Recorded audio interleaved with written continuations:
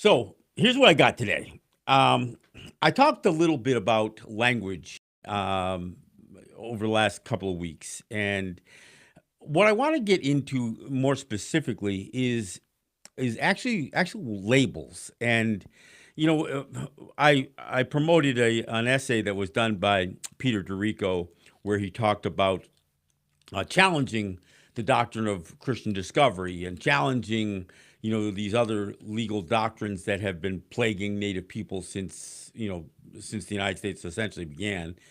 And what he questioned was whether a challenge to the doctrine of Christian discovery would ultimately be a metaphysical threat to the United States. And he was tying it to whether they could really make any claim to having rightful title to any land. And without land, do they have governance? Without land and governance, do they have, what do they have? So, I mean, that's kind of where he was going. But the word metaphysical kind of struck me. There's two words that we sometimes hear, and I don't think we really break them down. We hear metaphysical, and we hear existential threat or metaphysical threat. But what are these words even about? I mean, they're big fancy words, and they come from the field of psychology and psychiatry and all that stuff. But at the end of the day, metaphysical is about not the physical, but what might questionably be physical, might questionably be real. So, at its core, the question of whether something is the metaphysical existence of something is it real? Is it real, or have we just kind of made it real because we labeled it, because we did certain things? And it's the same thing with existential. Existential is this idea of questioning human existence and what is the point? What's the purpose of human existence? Is it to secure freedom? Is it to be responsible? These are the kinds of things that get tied to these big fancy words. But at the end of the day, we still end up in this place where we have to kind of decide what is real. And obviously, there's a lot that's out there that is questionable, whether we're talking about religion, whether we're talking about our political alignments and that kind of stuff. But what is clear is the labeling of certain things. Whether we are labeling a religion, whether we are labeling a God or Jesus or Muhammad or whatever, when we pick these names, or when we use these names and these words as labels, then we have to question, okay, what made them real? Were the names and the labels that made them real? Or is there something more physical in their existence? And so that's the question. And so the words that I battle with all the time are words like tribe, Indian, indigenous. These are labels that have been created, and none of these words are ours, but they are labels that are imposed upon us. So that raises the question, okay, when did we be? Stephen Newcomb asked this question a number of years ago. He said, I think it was in an article, he said, when did we become a tribe? When did we become tribes? We never were before they came up with that word. So did the word make us become that? So this gets into that whole metaphysical and existential, question. And I'm not going to say those two words again, so don't worry. But we have a tendency to label something, and then we pigeonhole what that something is. So now we say, okay, that's what that is. Now that we've given it a label, we know what it is. See, and language is problematic because not all languages, like a lot of native languages, are not necessarily noun-based languages. So if you don't have a noun-based language, then you're not really hung up as much on labels as you are with descriptions, which are always going to be, they're always going to be more accurate. So this is where I have to come back to, is when we create these labels. So when we label somebody a tribe, we almost cease to understand what the definition of those words are. I mean, what is a tribe? I mean, and when we see how the word tribe and tribal and tribalism are used, we know that it's pejorative. It's always meant to be something associated with being primitive or backwards or crude somehow. So when we get labeled a tribe, and then when we start using that word, when we start talking about something being tribal or tribal affiliation, well, I don't have a tribal affiliation because I don't believe that I'm part of a tribe, because I view that word as somewhat derogatory and somewhat primitive and unsophisticated, because that's how it's used, right?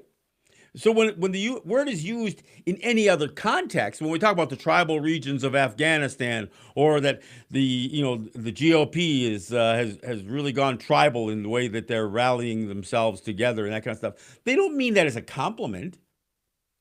They mean that as somehow regressing into a more crude form of of organizing or unionizing or whatever. So if these words always have these negative connotations to it, then why would I accept being labeled a member of a tribe? Because I don't consider myself a member of a tribe.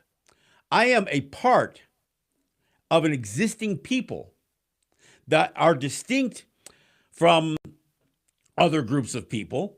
I'm not saying better or superior or inferior, but distinct. So when I say that I'm Ungwe Ungwe, which is our word, or when I say that I'm Gunyagahaga, or that I live in a specific territory or a specific community, I'm a part of those people.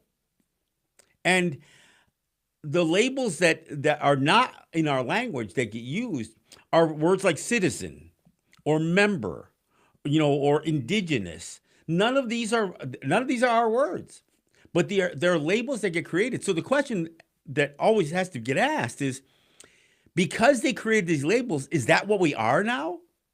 Am I indigenous because somebody invented the word? And I think that's what we have to question. And so then we got to get into the definition. Now, if you look at the definition of the word indigenous, it says one thing. I mean, it suggests a people that are tied to a specific region and that kind of stuff, and that are native to a region. And that may sound okay, but then you have to understand how it gets used. And that's where I was talking about the word tribe and tribal and tribalism. So if the word indigenous is more reflective of a people who once existed, or that you are descendants of a people rather than still those people, then I find the word problematic. And I've talked about it on the show. So some of these words have definition and then they have usage. And the usage doesn't always completely coincide with the literal or Webster's definition of that word. So this is where I think we have to be careful. I think anytime we use a word that's not ours, we have to define it. So if I use a word like sovereignty, and I've used it, but I'm not a fan of the word because it implies power. It implies power over land or over people. So when I use the word sovereign or sovereignty, I try to say, well, it's really about our right to decide for ourselves without outside interference. Well, that's different than the word sovereignty when it comes to asserting authority over land and people or in resources. So I question when I say that when we're engaged in something like decolonization, that it's all about asserting our sovereignty. Because again, asserting sounds like you're talking about asserting power rather than choice.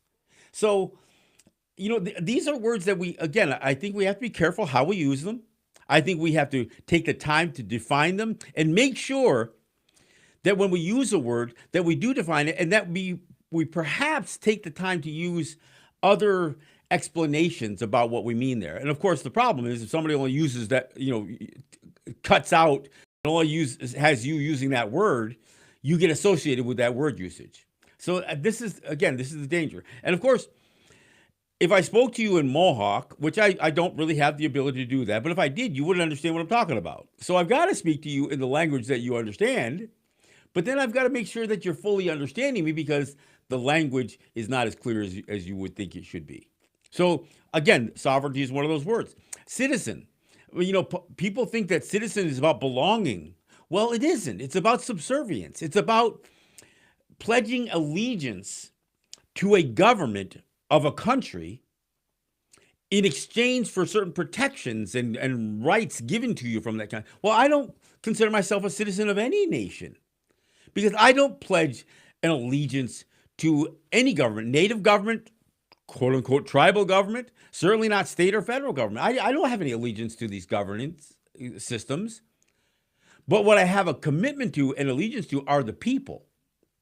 And the people may choose a certain mechanism for how they govern or how they what their decision making process is. But once they become institutionalized and become a thing, a label, like the Seneca Nation of Indians, rather than the Onondaga, I'm going to stand more with the people than I am going to be with this. Again, nation is another word. I mean, what does it mean to be a nation? In Canada, they refer to the native peoples as First Nations. Are they? So what does it mean to be a nation? I mean, are you talking about defined borders? Well, we never really had that. We never fought over where our territorial limits were. That's something imposed upon us. So is nationhood about governance? Is it about territorial boundaries? Or is it really about culture? Because now when I think about peoples being a part of a people, or identifying or understanding and recognizing the various peoples, indigenous or otherwise, native or otherwise, what I'm recognizing is their distinction and what binds them together. And it isn't necessarily governance. So again, these are words that we have to be careful how we use. Look, I know we use words like sovereignty and nation, and we sometimes say, well, I'm a citizen of the Seneca Nation or the Mohawk Nation. Well, I won't say that. I won't. For one thing, even those labels, Seneca is not our word. Onondaga is the word that the people of this region use. Mohawk is not our word. Gunyagahaga, people of the land of Flint. That's essentially what that means. Onondaga means the people of the mountains or the big hills. I mean, these other labels that got pinned on us, we have a tendency to use them. So there's again, the question is, do they become the reality? So am I a Mohawk? Am I in Seneca territory? Well, I'm going to say that, and I've used those labels, but I also try to take the time out when I'm using these labels to explain what they mean, or explain that I'm using the labels so you understand me, so you can I understand what I'm talking about. Because if I spoke to you again in a more accurate language, it wouldn't be one that you're familiar with. So these are the challenges. So when we get into this idea of creating labels and words, especially again noun-based languages, we can sometimes forget how that word even got selected to represent. How do we say the word for table is table? What is it? Where does it come from? I mean, and many people can get back into the languages and understand the etymology and the word construction and that kind of stuff. But the common person using many of these words and these labels may not be familiar. They may not be familiar at all with how those words come to be. I mean, we sometimes talk about an individual. Oh, they really redefined themselves. Okay, why? Who defined them in the first place? I mean, that ends up becoming the question. Or did they define themselves a certain way and then redefine themselves? Well, and that's the same thing can be. I mean, when we talk about technology, well, we're redefining what communication looks like. Well, okay, we've added tools to that, but have we really redefined communication or just a means for it? I mean, so these are, again, these words, and I'm not trying to confuse anybody here. I'm saying this because everybody gets stuck into this thing. So, I mean, and I've concentrated thus far on what the native experience is. But what about the word American? I mean, that's a label. Who's an American? I mean, when that word gets used, the default understanding is that, oh, they mean a U.S. citizen. Was a Canadian an American? What about a Mexican or a South American? I mean, so these words end up taking on different meanings than from where they originate. And that's the problem. Black, white. What does it mean to be white? I mean, does that just really mean that your ancestry comes from Europe?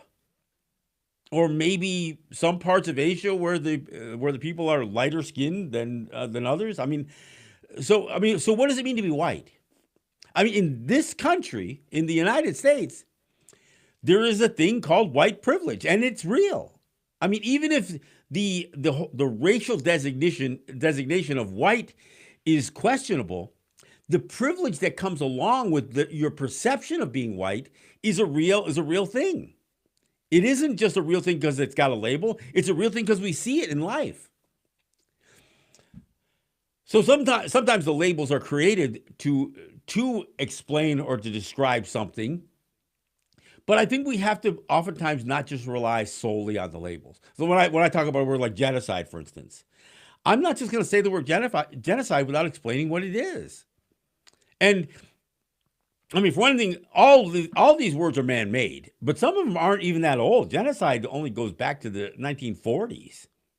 So this word is developed to describe certain overt acts that have been committed against peoples, including killing them, with the intent to eliminate them or destroy them as a people, as an existing peoples, or committing some other injury to them, whether it's psychological, physical, whatever that is, um, and including things like rape and sexual abuse and that kind of stuff.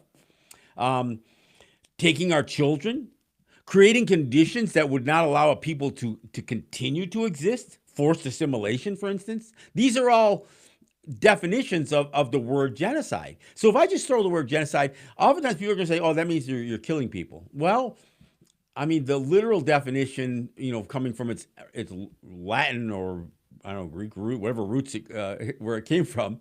I mean, when you see CIDE, you think of homicide or suicide, and that you associate with death. But death can come to a people's different than just killing the actual peoples. I mean, the other two acts that are considered part of the definition of genocide are taking children and also sterilization, making it so people can't reproduce. I mean, that's a way to make a people disappear, to destroy a people. So again, we have to take the time oftentimes to describe what these words mean. And look, I realize that even my descriptions I'm doing in English, and I'm going to use a series of English labels for that description. But I mean, the reason English the English language and other European languages use things like metaphors, use these rhetorical tools, is because sometimes the language at its base is not accurate enough. I mean, the whole point of language is to create imagery. That's what the point is. It's so I can communicate something that's in my mind and put it in yours.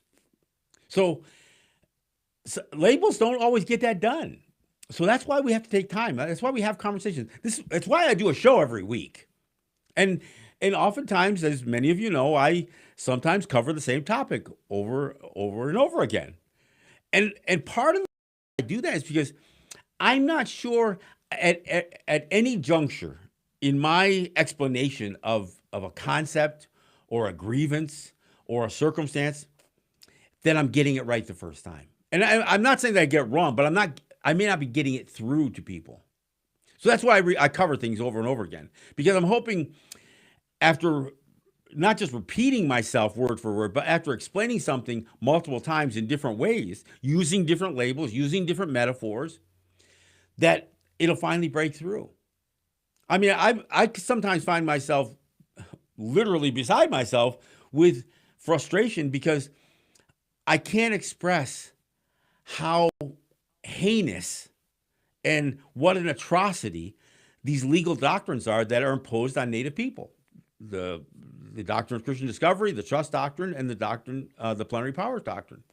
That's why I spent so much time talking about it, because I just want people to realize the uniqueness of the application of these things being on Native peoples, and the uniqueness to the rest of everything else that is within the legal system of the United States. Because when you understand, wait, that doesn't exist anywhere else, then why should it exist here? That ends up being the question. That's why I did a whole piece on why. And not just why, but why does it still exist? So I wanted to spend some time talking about language because I think we get into we can get into debates about whether, I mean, I was just listening to somebody, online talking about not being white, that they are European. Well, that's kind of what has become this notion of white, because whiteness in of itself, just like European in of itself, is not a racial designation. In fact, I would argue that race is a man-made construct too. But when you can put people together and then try to create policies that favor or discriminate against different groups, that's when a little more meat goes on the bone to being labeled white or black or brown or native or indigenous or whatever the label is, Asian. I mean, when people use the word Asian, they don't even think about the place anymore. They just think about who they might be talking about. Indian, somebody from China or Japan or Korea. I mean, these labels end up being broad, broad labels. So are we talking about Russians? Well, isn't Russia part of Asia? But we don't necessarily think that, right? So I mean, this is the problem with some of these labels. So I think when we speak and when we're speaking of the circumstance and the relationship between different peoples, I think we have to spend more time and we have to be a little bit more definitive. We have to take the time to explain what we're talking about. Because the problem with these labels is at some point you can even avoid using this specific label, but still legislate or create policies about them. I've said this before. The only people who are singled out specifically by label, by some sort of quote unquote racial designation, it never says white in the US Constitution. It never says white in the Declaration of Independence. It doesn't say black either. I mean, there's nothing in those those foundational documents that says only black people could be enslaved. But in practice, it was primarily black people. So what does it mean to be black? We even play around with those words. How do you decide whether somebody's black? Well, there's the old one drop rule. If we can find any part of your ancestry that has black in it, we can call you black. And of course, Native people go through the same thing. Well, we get into a blood quantum issue there. Not even one drop, but well, you don't have enough Native in you anymore. You're not Indian enough to qualify for us to recognize you as that, whatever that means. So again, the labeling of peoples is problematic. Now, because here's the thing. Those labels do not necessarily reflect identity.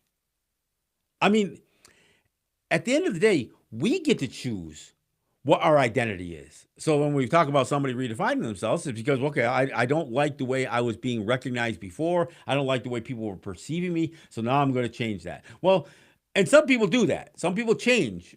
Some people can be pretty chameleon about themselves, right?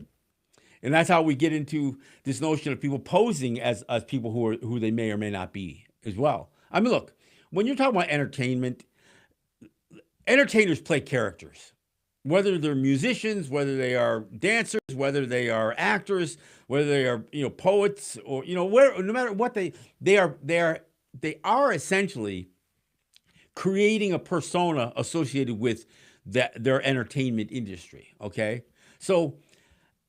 And I realize that some people will use an identity to advance that career, which is problematic. That's where we get into the whole pretendians debate.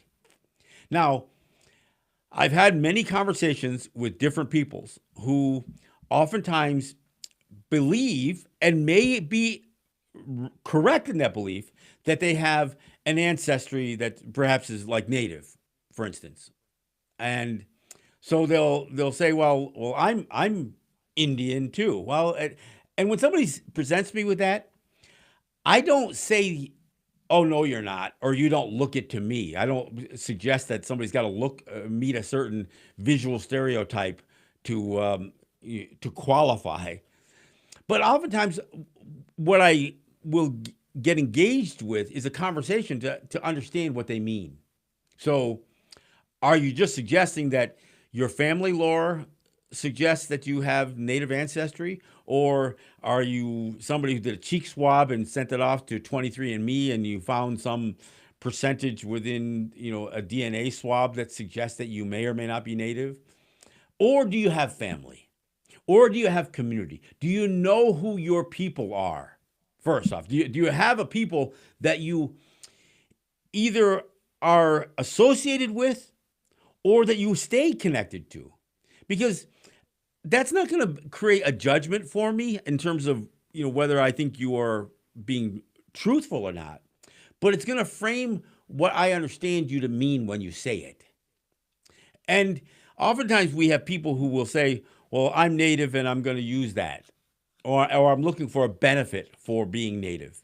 And oftentimes that benefit isn't just tied to quote unquote enrollment or membership of a tribe, but it may be you put it on an application. You sell your books based on being a native author. You sell your music based on being a native performer, a native singer, a native artist. You sell clothing as a designer based on being native. So there are people who do that legitimately, and then there's people who do it illegitimately, or they do it without ever having a sense of community or a connection to people. If you can't tell me who your mother is, or who your father is, or who your grandparents are, and with the understanding that what you're telling me is what their lives were as well, because that's what, and we don't do this as an interrogation.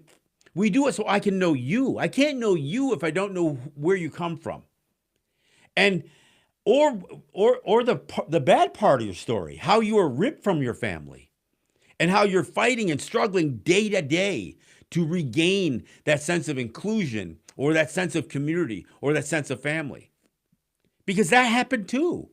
I mean, obviously, it clearly happened to anybody who was ripped out of Africa and enslaved in the United States or bred in captivity. You were deprived, and the two peoples who are most most emblematic of this kind of forced re-identification are people who are considered black people or people of African ancestry, or and people of native ancestry. And some of it has been very successful. Look, we can't necessarily change our skin color. Well, that's not entirely true either. But I mean, if you look at somebody and you try to judge them just solely on skin color, now you're going to say, well, that guy's not as black as that person, or that person's not as native as that person, based on my visual inspection. Well, that has nothing to do with identity. That has to do with what your visualization of somebody. So again, I get back, and I can't help but associate these misidentifiers with these mislabels. I mean, look, I've talked about the word Indian all the time. There's nothing wrong with being an Indian. But for the most part, when we use that word, what we mean is somebody from India. It didn't always mean somebody from India.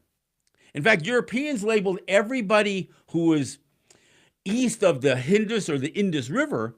They just generally, again, created a word, Indian or Indios. And that meant everybody east of that line of demarcation, that natural line of demarcation. And it included people all along the islands, the South Pacific. I mean, it included a lot of people that didn't necessarily share a culture. They were just put into a box by Europeans, and they were called that. And so when Columbus set sail, believing he can reach the Indies, the East Indies, the islands of Indonesia and Indochina, and all that region in Southeast Asia, because he believed he could reach that by sailing west, because he miscalculated the size of the Earth and a number of things, and he miscalculated the fact that an entire continent stood in his way. But when he reached that continent, he believed he had reached peoples that met the definition of Indian or Indios for the Spanish, Portuguese, and Indian for English speaking. So that label gets stuck on us, even though there's another entire different population that that word has been applied to and had been applied to for a much longer period of time than it was applied to us.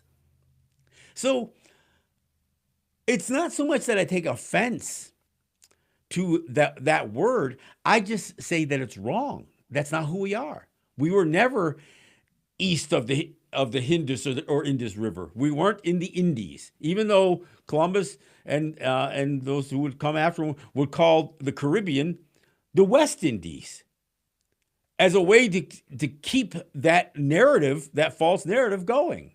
So yeah, but here's the problem. Many native peoples have accepted the word. We have the Bureau of Indian Affairs. We have the American Indian Movement. We have the National Congress of the American Indian. We have the Native American Museum in Washington, D.C. We have many nations, native peoples, who use the word Indian or tribe in their name. The Cabazon Band of Mission Indians. So the Seneca Nation of Indians, they're in the process of dropping that word. They don't use that word so much anymore. I don't know if they've formally removed it from all their letterheads, but so SNI, Seneca Nation of Indians, is not really the proper terminology anymore. They've begun to use more of their original word, Onondaga, as their identifier. And I think that's what we have to be accepting of. We have to be accepting of. We aren't redefining us. We're returning to the proper identity. So the question ends up being, if we allow these words to continue to be used inappropriately or wrongly, like Indian, so clearly we're accepting it. And so when we use words like tribe and tribal, or Indian, or Indianness and that kind of stuff, Indian country, all these words end up having meaning, even if they're kind of generic meanings. They end up having meaning that are based on a false narrative, that are based on an incorrect name. And it's also means, just like the Europeans did with all those people east of the Indus or the Indus River, it lumps a bunch of people together who aren't necessarily together. So when I use the word Ongwe Unwe, what it really is, the definition of that word says that I'm a real human being with ties to the land here.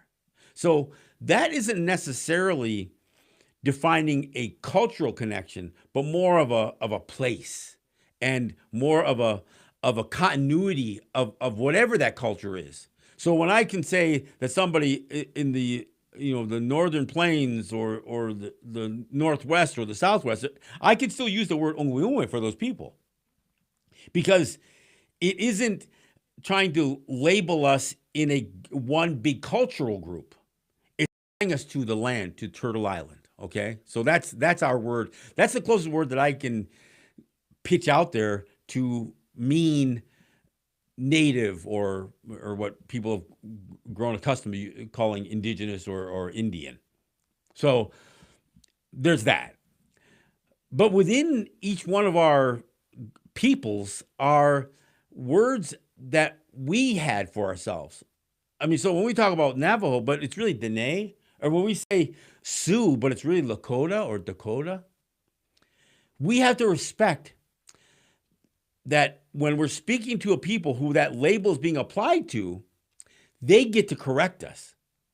So, I mean, we talk about, I had the general manager from WPFW join me on my show that we broadcast down there last week, and she is Native Hawaiian.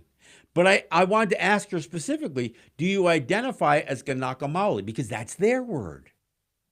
Native Hawaiian, Hawaii it may be their word, but the idea of Native Hawaiian, that's still using this notion of this label, this native label that gets attached to Native Alaskan, Native American, and all these other words that get strung together. I do use the word native all by itself to describe an original people. My friend David, he prefers to use the word original, even as a noun. He says, well, we're the originals, and so he'll stick an S on there. Or he'll refer to us as original people. That's a pretty accurate way to describe us as well. But I think the word native, when I tell somebody I'm a native person, I think they understand what I mean. They may not know which group of peoples I'm associated with, but at least it's narrowed it down. Okay, so that's how you identify yourself. And then I'll get into the more details about what I really identify myself as. I hope people are understanding what I'm trying to get across here. Labels can be problematic because we create a reality associated more with the word that we created for what we're describing than what we're actually describing. I mean, so, and obviously an example I think that could be used are any of the words for various colors. So when we say something is black, then we got to say something like a black as night or midnight black or black as coal, and now we're associating it with people. We're not really meaning a person whose skin is black. Now we're talking about a people we are identifying culturally or ethnically as being descended from of African descent, which may also have white folks and native folks and people from all over the globe that have intermingled, through what people have called race mixing, but it's not even race mixing. It's about the mixing of identities and cultures and ethnicities. So what comes out of that? So when we talk about things like ethnicity, what does that mean? So if we refer to somebody as being an ethnic Jew, does that mean that they practice the culture? Are they Jewish in their religious and in their culture? Do they have some language that binds them, or are they only descended of a Jewish people? That can be used for anybody. The people who really get screwed in all of this are the native people from Mexico all the way down through South America. Because of colonization, they're oftentimes labeled as Hispanic or Latina or Latinx. And those are Latin American. And these aren't accurate labels. The fact that the Spanish language has been imposed upon them doesn't necessarily define them any more than the English language being imposed on me defines me. That'd be like calling me English just because I speak the language. And of course, it's not even, when you talk about someplace like Brazil, which was more of a Portuguese colony, colonized by Portugal, and all these countries were involved in this stuff, right? All these countries did their fair share of colonialism throughout the Western Hemisphere and in Africa and in Asia. That's how you end up with these border wars that continue to go on and on and on forever. And what is an Israeli? For the most part, most of those folks who claim Israel as their homelands have a really tough time making that case for that, because they look through a variety of or a range of atrocities committed against the people who once lived in Israel. They were dispersed. They were a part of the Exodus, and they developed cultures that were more associated with where they predominantly lived. Whether it's Poland or whether it's Germany or whether it's other European countries. And so, I don't begrudge the people for trying to return back to the culture. But in the process, if you're wiping other cultures out, that becomes problematic. And it's one that the rest of us in the international community weigh in on. We don't necessarily have the power to stop these atrocities. And of course, when we get into, geopolitical decision making, anybody who gets involved in these debates are looking out for their own national interest, their own personal interest. I mean, Donald Trump is in China today, and he's trying to make things better for himself. He's, I mean, to suggest that he is there somehow really representing, you know, a third of a billion people of the United States and representing their concerns and or trying to make, you know, some sort of great relationship with the billion people from China? No, it's leadership that's trying to strike deals that frankly enrichen themselves, secure their power and their prestige. And that is the problem when we begin to institutionalize the labeling of peoples. So, what does it mean to be Chinese? Does it mean that you're communist? Does it mean that Xi Jinping is your leader? Well, again, we get into this whole idea of what does it mean to be allegiant? What's your allegiance to governing systems? And right now, the United States is in a incredible crisis over things like who represents who. I mean, the billionaire class has more pull globally than anybody who is elected or appointed, or even the dictators of these countries. And so they find themselves. That's why Trump didn't show up there with a bunch of Chinese diplomats. He showed up there with a bunch of rich people. I mean, that's his entourage, are the billionaires from the United States. I mean, you can't make this stuff up. And I always say that. I know that's my expression, but you actually can make this stuff up because it is made up, just like all the labels. So I think from a communication standpoint,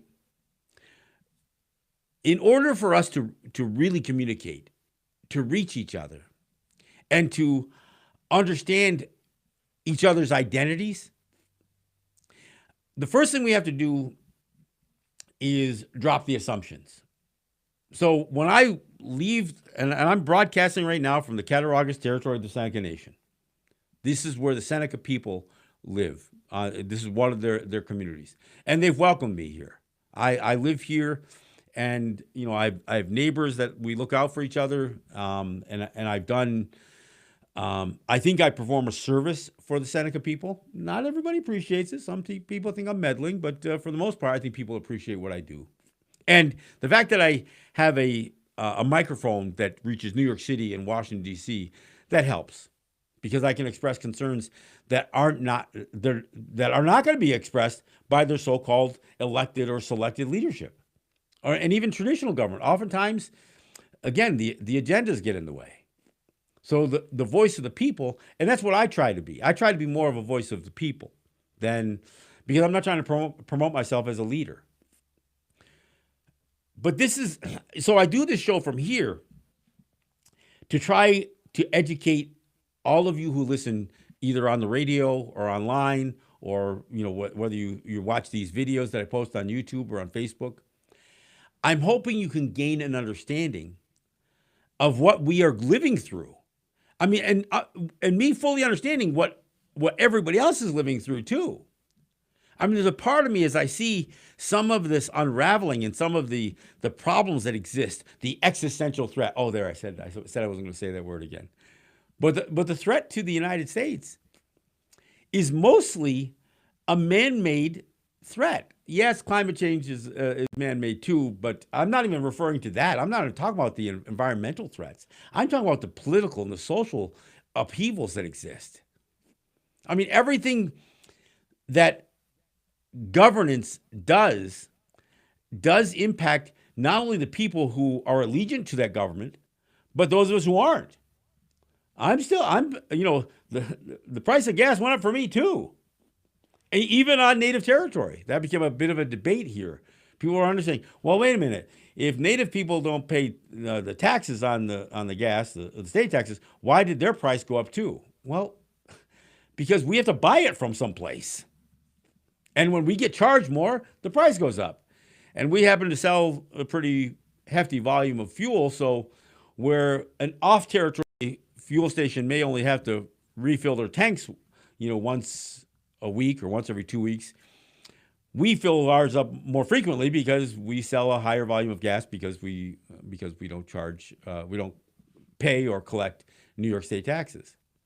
So our price fluctuates, a little bit more immediately than the off-territory prices. But yeah, that was a bit of a controversy here.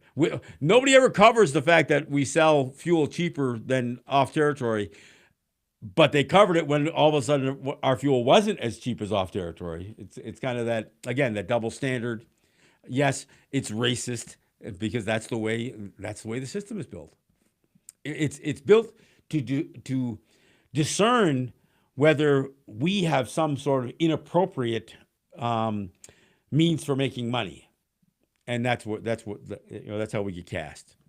But anyway, getting back to this notion of labels, I'm not going to fight everybody who uses the word tribe or Indian, but I will oftentimes question it. I will question its usage, or I will clarify. You might use that word, but I don't. So in our ongoing conversation, I'm not going to necessarily acknowledge that word as being appropriate. So what I'm hoping is that you will cease to use the word, at least in our conversation. And, and look, we should have a say in that. I mean, just like the N word or the R word, and that R word can both mean the one that the Washington football team used, or the one that for people who have mental illness or impairment. We should not use the labels inappropriately. We shouldn't call people these derogatory names, or think that because we're pals we can use it. No, we shouldn't. We should never use inappropriate words, especially ones that we know are used with the intent to offend people, even if they're not always used that way. So I don't think that's a huge expectation that it should be met with resistance. I think it's a reasonable thing. So I think when we have conversations, and I find myself, I don't mean to sound patronizing when I correct somebody, but when somebody says, well, I think this is something that the Seneca Nation needs to address, I say, well, I think it's something the Seneca people need to address. See, and it's not to speak ill of the nation, but again, these labels have a tendency to institutionalize. So when we say the Seneca Nation should address an issue, are we only talking about those people who are federally recognized as the leadership, or do we mean the people themselves? So when we say the United States, what do we really mean? Do we really mean all these states are united? Because they really aren't. I mean, the lines of demarcation, it's amazing how they still go right along the Confederate state line. Even in and I've heard some people suggest that, for instance, college and pro athletes should oppose trades or playing for cities that are south of the Mason-Dixon line if they're black and they know that those states are gerrymandering and taking away certain rights like voting rights and that kind of stuff. And I think that's a valid thing to suggest. I know people say, well, you shouldn't mix sports and politics. Well, those universities are teaching people stuff. And just because you've got an awesome football team doesn't mean you can ignore everything about where that team is located. I just say that in passing. So, but no, I think my goal with this show today was to highlight that identities that are being defined by labels are oftentimes inaccurate.